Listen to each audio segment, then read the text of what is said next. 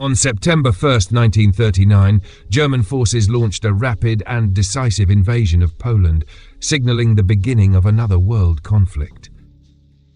This was a stark contrast to the situation just 20 years earlier, when German soldiers had returned home defeated, their armies collapsing in November 1918 after 4 grueling years of World War I. Following this defeat, Kaiser Wilhelm II had abdicated, and German forces were overwhelmed by relentless offensives from British, French, and American troops, while the German populace faced dire starvation. However, a dangerous narrative began to emerge. German generals and soldiers insisted they had not been defeated on the battlefield, but had been betrayed by cowardly politicians. Thus, at 11 a.m. on November 11th, 1918, the 11th hour of the 11th day of the 11th month, World War I officially ended. In the following month, US President Woodrow Wilson arrived in Europe, advocating for a new world order and persuading leaders to form the League of Nations. The Treaty of Versailles was signed, establishing that disputes between nations would henceforth be resolved through dialogue in the League, rather than through warfare. As a result, many nations in Europe were liberated. The Austro-Hungarian Empire, Germany's ally, was dismantled, giving rise to new nations such as Austria, Poland, Hungary, Czechoslovakia, Yugoslavia, Latvia, Lithuania, and Estonia. Germany itself saw significant territorial losses.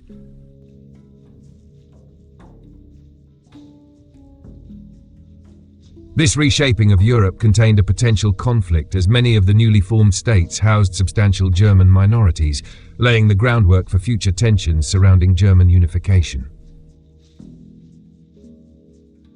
The war-torn German populace faced yet another humiliation when they were compelled to pay an enormous $6.6 billion in reparations to France and Britain, an impossible burden given their devastated economy.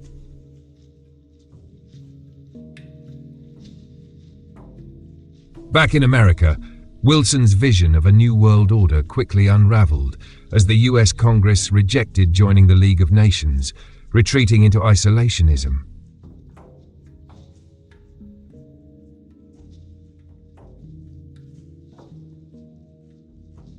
Germany underwent drastic transformations. Although it remained the largest country in Europe, the militaristic monarchy was replaced by a democratic regime known as the Weimar Republic. However, this new government faced relentless challenges.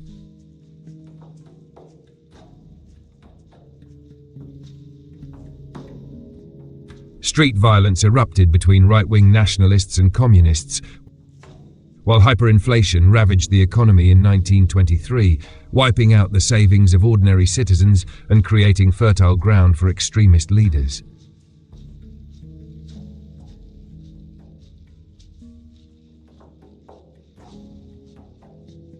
Among these leaders was Adolf Hitler, born in Austria, who had fought valiantly in World War I and earned the Iron Cross.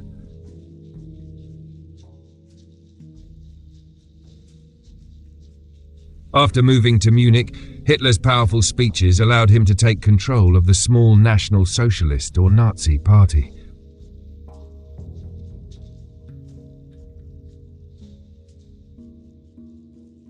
In October 1923, he attempted a coup against the Weimar government, which failed, resulting in a 9-month prison sentence during which he penned Mein Kampf, My Struggle, blaming Jews for Germany's struggles and calling for national resurgence.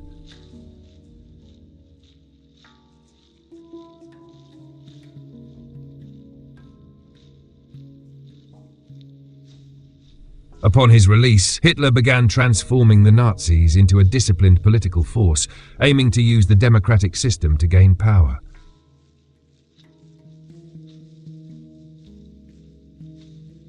For several years, the Weimar Republic flourished and support for extremist parties waned.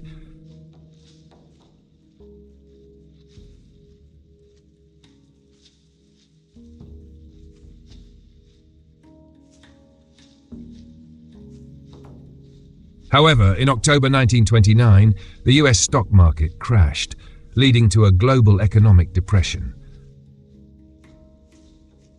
Unemployment in Germany skyrocketed to over 6 million, and only extremist politicians like Hitler seemed capable of offering solutions.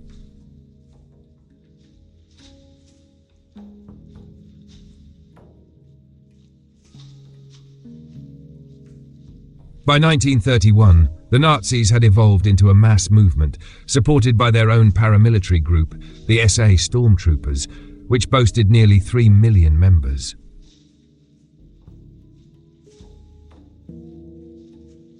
In the 1932 elections, the Nazis emerged as the largest party in the Reichstag, but Hitler refused to form a coalition, causing parliamentary paralysis.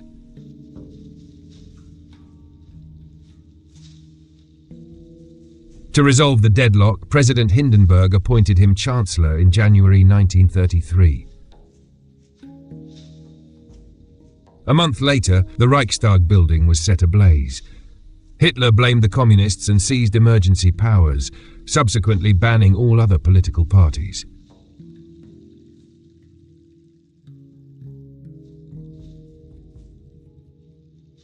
Following President Hindenburg's death in August 1934, Hitler declared himself president and became the absolute leader, the Führer, of Germany.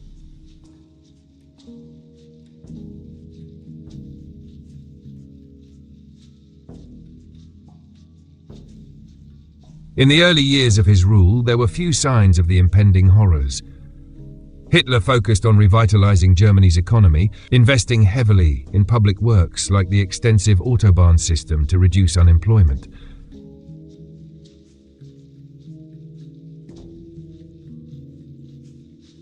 However, behind the scenes, he was secretly orchestrating a massive rearmament program.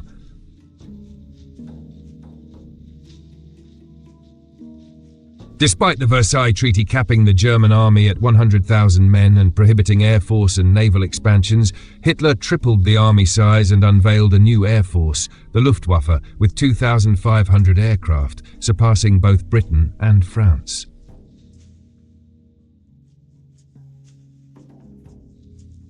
The economy improved and the Nazis gained immense popularity.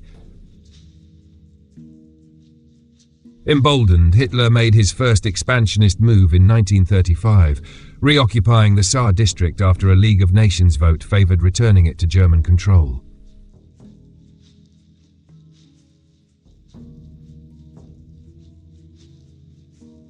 The following year, German troops marched into the demilitarized Rhineland. Many at the time viewed these actions as reclaiming rightful territory, and neither Britain nor France protested.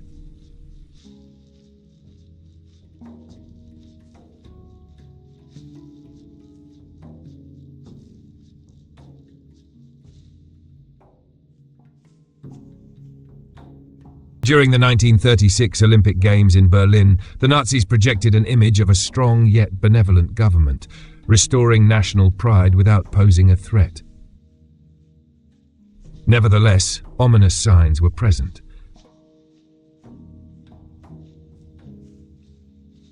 The 1935 Nuremberg laws prohibited Jews from marrying true Aryan Germans and stripped them of citizenship. However, the first threats to global peace emerged not from Hitler, but from a different direction entirely.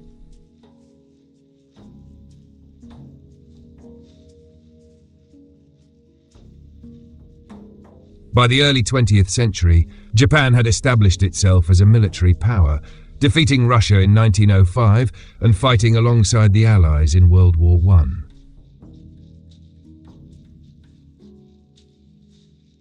Following the war, Japan was recognized as a world power and joined the League of Nations, yet politically it was in turmoil.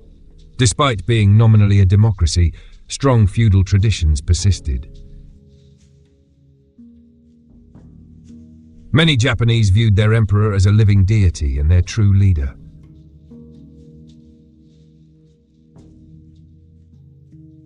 Facing significant economic challenges due to a booming population and limited natural resources, Japan's leaders looked to Manchuria in China, abundant in fertile land and minerals, as a solution.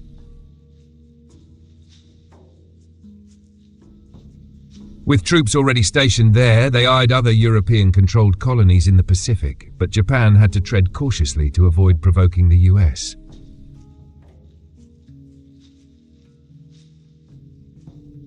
During the Jazz Age of the 1920s, the US focused on exploiting its vast resources amid a booming economy, seemingly indifferent to Japan's issues.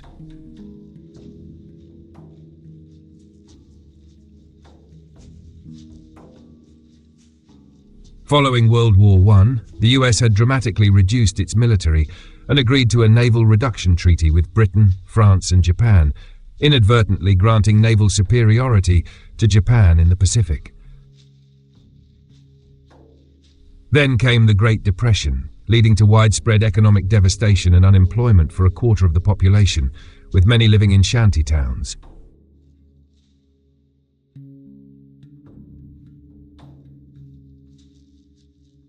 As America shifted from pleasure-seeking to grappling with pain, Japan seized the moment to act.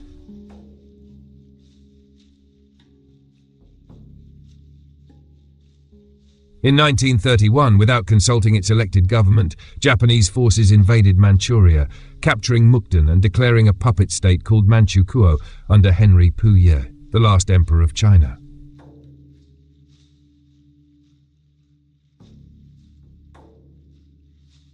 The League of Nations faced its first major test when Japan was condemned internationally.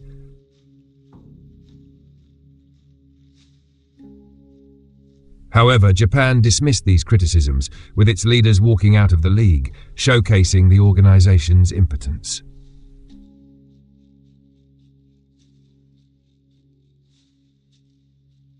Declared an international pariah, Japan set its sights on further conquests in China, where chaos reigned.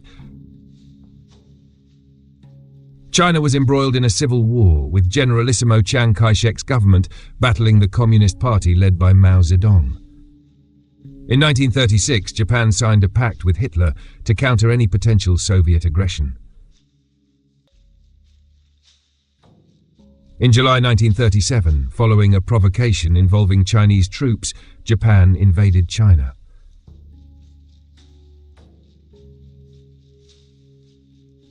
Initially caught off guard, the Chinese quickly mounted a fierce resistance, with Communists and Kuomintang forces uniting to fight back. The Japanese responded with brutal amphibious assaults, seizing much of northern China and the coastline by the end of 1937. Their tactics were marked by extreme violence, indiscriminately bombing cities and showing no mercy to civilians.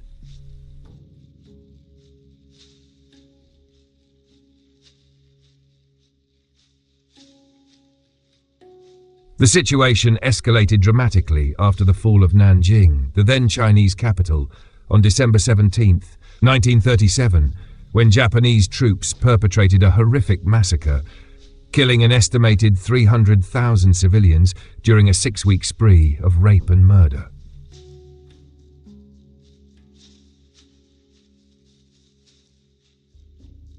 They also attacked British and US warships sent to protect their interests, with the most notable incident occurring on December 12, 1937, when the American gunboat Panay was bombed, resulting in the deaths of 50 crew members. Despite these provocations, Western powers remained passive, and the League of Nations proved powerless. In the US, President Roosevelt sought to impose a naval blockade on Japan, but Britain opposed the idea for fear of triggering war. Instead, Roosevelt could only extend a $25 million loan to Chiang Kai-shek for arms. While the Communists fought alongside the Kuomintang, the Soviet Union remained largely uninvolved, only engaging in skirmishes along its borders with Manchuria, leaving China to fend for itself. By 1938, the Japanese had captured Canton and driven Chinese forces deeper into the interior. Despite all the League of Nations rhetoric about preventing aggression, its promises had amounted to nothing. Meanwhile, the Western powers were soon to face aggression much closer to home. It is easy to dismiss Benito Mussolini, Italy's fascist dictator, as a comical figure in retrospect. However, in 1922, Italy was teetering on the brink of anarchy, rife with strikes and land seizures. The democratic government appeared powerless in the face of such turmoil. In response, war veteran and journalist Mussolini organized a right-wing nationalist movement known as the Fascists.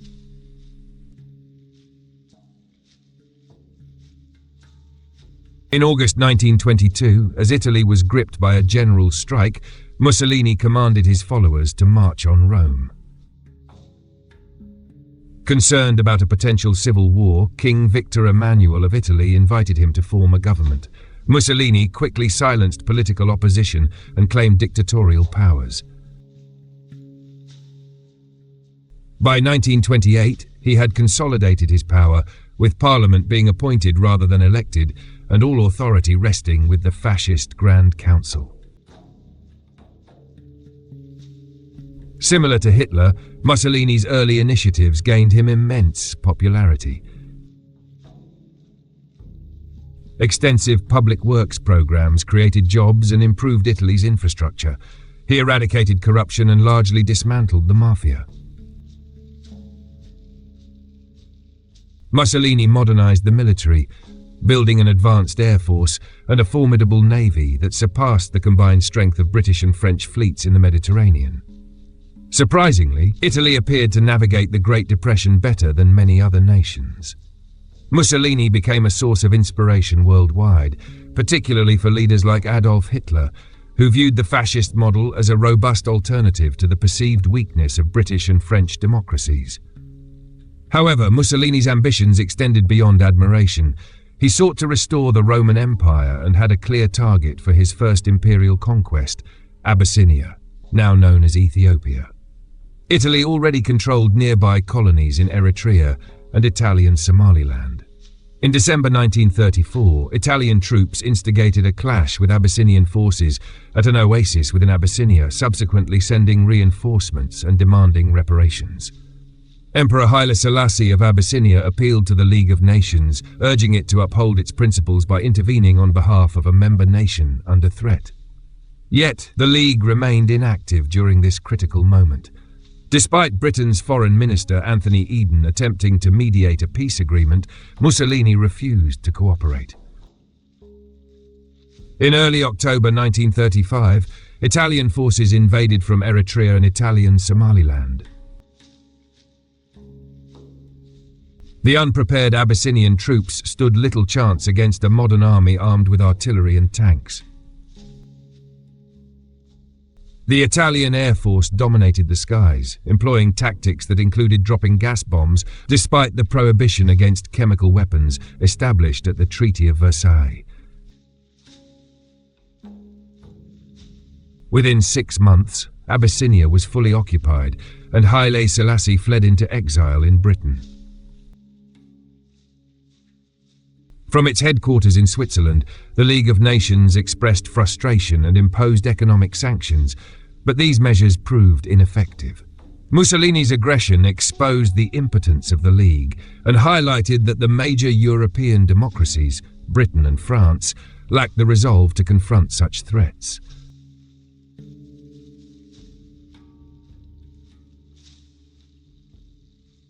Both Britain and France were still recovering from the traumas of World War I.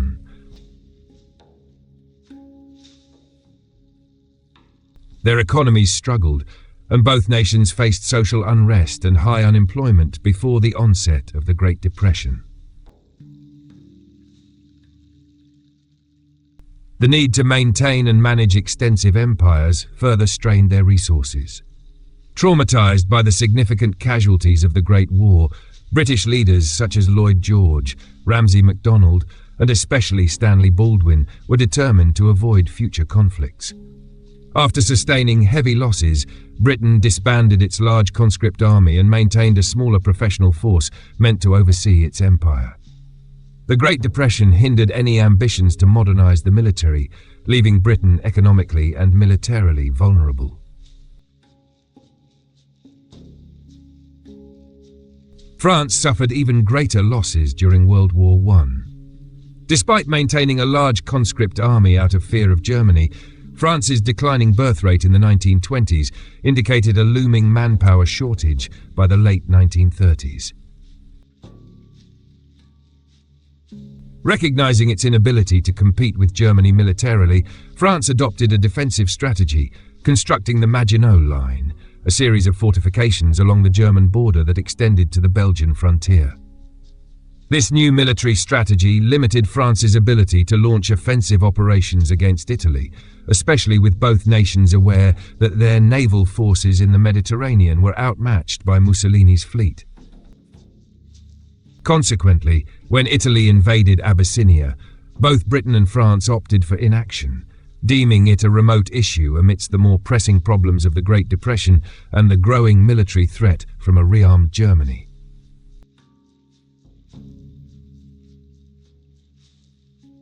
The growing influence of Germany and Italy became evident in 1936 when a civil war erupted in Spain. This conflict, marked by extreme brutality, pitted families against each other, communists against fascists, and believers against atheists. A left-wing government that aimed to abolish the long-standing monarchy was established in 1931, leading to the king's exile and the formation of a republic.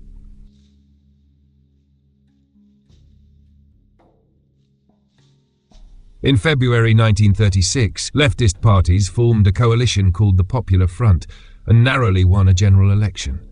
Despite a modest reform agenda, rising strikes and land seizures alarmed conservatives, who feared an imminent communist takeover. Senior officers within the conservative Spanish army, historically a bastion of Catholic ideology, began contemplating a coup. Among them was General Francisco Franco, who had been exiled to lead the forces in the Canary Islands.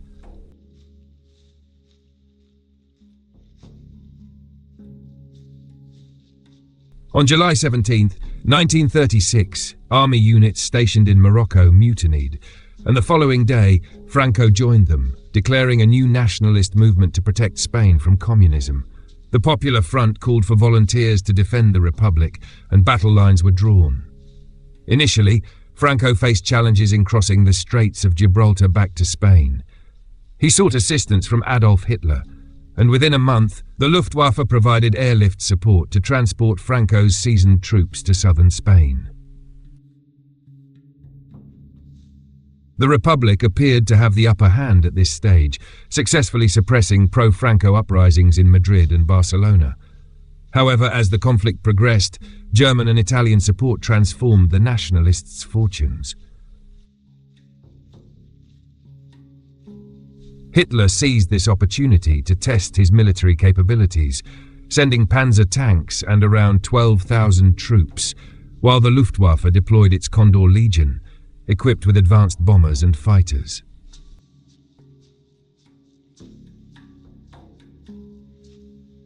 Mussolini contributed a so-called volunteer corps of 50,000 men and over 700 aircraft. The Republicans appealed for assistance from Britain, France, and the Soviet Union, but London and Paris hesitated, fearing a wider European conflict. They adopted a non-intervention policy, which was cynically endorsed by Germany and Italy, even as it became clear that they were supplying arms to the nationalists. In response, Stalin, the Soviet leader, announced his support for the Republic, fearing the rise of fascism in Germany. He saw the Spanish conflict as a means to keep Germany and Italy occupied while strengthening the Soviet military. Although he dispatched around 700 military advisors, tanks, and fighter aircraft, this support was insufficient compared to the backing Franco received. The most significant support for the Republic came not from any state but from volunteers known as the International Brigades. Approximately 30,000 leftist individuals from America, Britain, France, and Germany joined the fight against Franco. With their newfound fascist support, the nationalists launched two offensives, one toward Barcelona from the north and another led by Franco advancing on Madrid from the south. By late 1936, Madrid was besieged on three sides. The fighting was intense and often accompanied by horrific acts against civilians. Republicans targeted Roman Catholic priests, while nationalists executed anyone suspected of being communist. The air forces of Germany and Italy indiscriminately bombed civilian targets, with the most devastating attack occurring in April 1937, when the Basque town of Guernica was devastated, resulting in around 6,000 civilian deaths. As the nationalists advanced, the Republican forces, despite their gallant efforts, struggled against the professional soldiers led by Franco and the modern weaponry provided by Italy and Germany. The siege of Madrid became a symbol of the left's resolve to resist fascist dictatorship. However, divisions within the Republican alliance weakened their cause. While communists and socialists focused on military victory, more idealistic anarchists viewed the conflict as an opportunity for mass revolution. This discord erupted into violence in May 1937, when fighting broke out in Barcelona between anarchists and communists, critically undermining the Republican efforts. By late 1938, the nationalists had confined the Republicans to a small area around Barcelona and another enclave stretching from Madrid to the coast. Although Madrid held out, the international brigades were withdrawn, and many nations began to recognize Franco's government.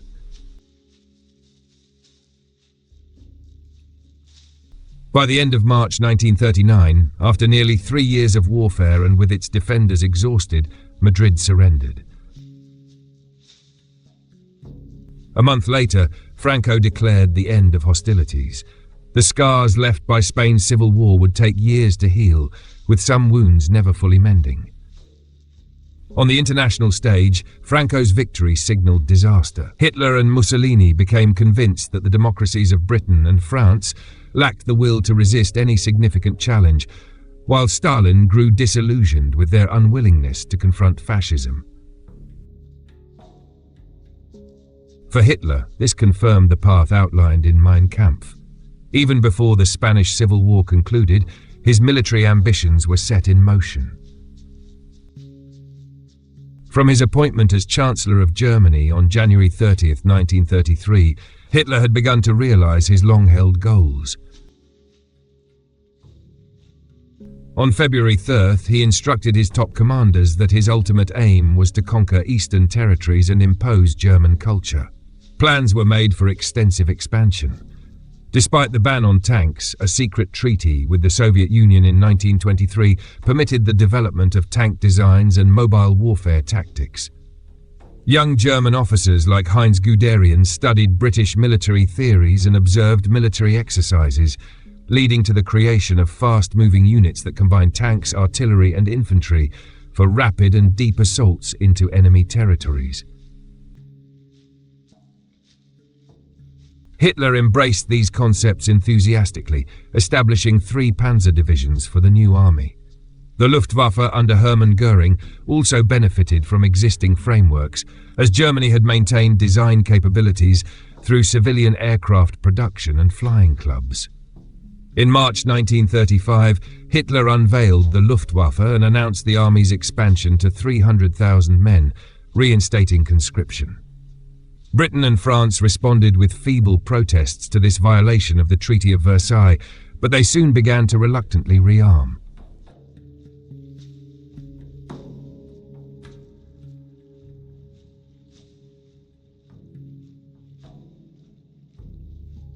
Until this point, Hitler had been relatively modest in his ambitions, focusing only on reclaiming territories he believed belonged to Germany, like the Rhineland and Saar.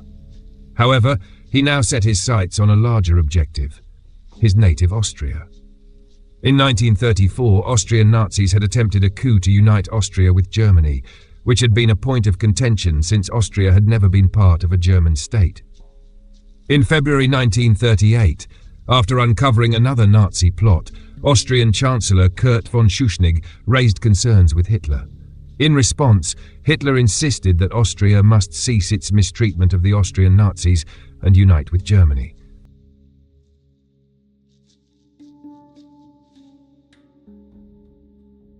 To challenge this, Schuschnigg announced a referendum, allowing the Austrians to vote on their independence. On March 12, 1938, just before the referendum, Hitler, fearing an unfavourable outcome, sent his troops into Austria.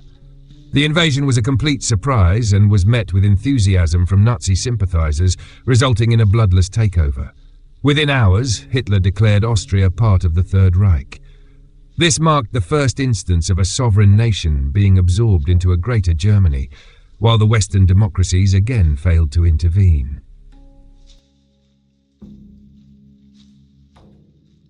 By the summer of 1938, Hitler's attention shifted to Czechoslovakia. A significant German minority resided in the northwest region, known as the Sudetenland, an area that had been part of the old Austrian Empire before Czechoslovakia's formation in 1918.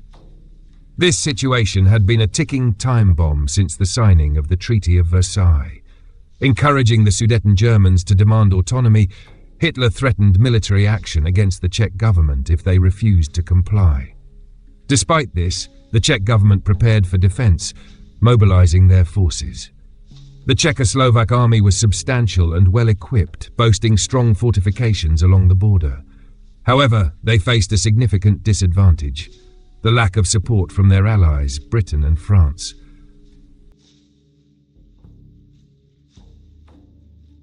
France and Britain eventually signed an agreement allowing Germany to annex the Sudetenland in exchange for Hitler's promise not to pursue further territorial ambitions. Chamberlain returned to Britain, triumphantly waving the document that he claimed guaranteed peace in our time. On October 1st, German forces occupied the Sudetenland, taking control of the Czech fortifications. With this, Hitler began to eye his next target, Poland. Once again, the rationale stemmed from the presence of a German minority, isolated by the terms of the Versailles Treaty. Hitler demanded that Poland return the port of Danzig to Germany, which the Poles refused. However, Hitler was not yet ready for full-scale war, as he had unfinished business with Czechoslovakia. In March 1939, Slovakia, the eastern part of Czechoslovakia, sought Hitler's assistance for greater autonomy. Hitler pressured Czechoslovak Prime Minister Emil Hacha into placing his country under German protection. German troops subsequently marched unopposed into the rest of Czechoslovakia, annexing most of the territory into the Reich, while declaring Slovakia a protectorate. This marked the first time Hitler had seized non-German-speaking land, yet again met with only a feeble response from Britain and France. By the end of March, Hitler renewed his demand for Poland to relinquish Danzig. This time, Britain and France made it clear that they would declare war if he attacked Poland. By this point, however, Hitler was unconcerned. He believed Britain and France would remain weak and indecisive.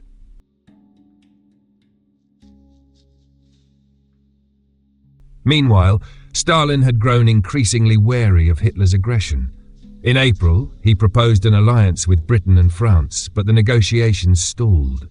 Ultimately, Stalin, feeling hopeless about the situation, chose an alternative to counter the German threat. On August 23rd, the Soviet Union and the Third Reich, long perceived as enemies, surprisingly announced a non-aggression pact. This agreement secretly outlined the division of Poland between the two powers, while also granting Stalin the opportunity to annex Estonia, Latvia and Lithuania.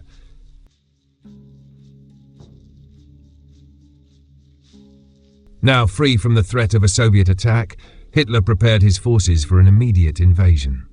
On the afternoon of August 31st, 1939, German troops made final preparations for the assault on Poland.